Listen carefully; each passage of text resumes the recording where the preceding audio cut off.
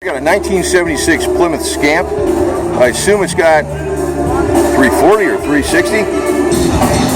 Assume that's what that is. It is. It's a small block for the Chrysler Mopars. Got a tiny air filter on that sucker, man. It's pretty funny. Guess it flows. Guess it would flow. That's wait a minute. This is probably a 318. I'm looking at that carburetor. What is that, a 2-barrel or something? Probably a 318, I assume. 1976 Plymouth Scamp. I don't know what that is. That's a faint or more of your. I guess he's setting this up for something, more fuses.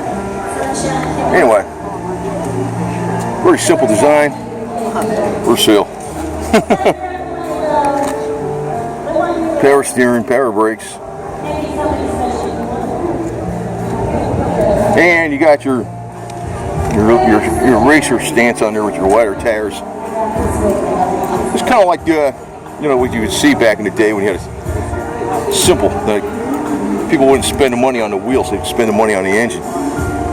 Basically, besides those chrome wheels, man, they're a pain in the ass. You scratch them up, you get rusty, whatever. Steel wheels work fine. Dual exhaust. I guess that would be a 318 in there, I assume. You really can't tell from the outside. But a nice clean car.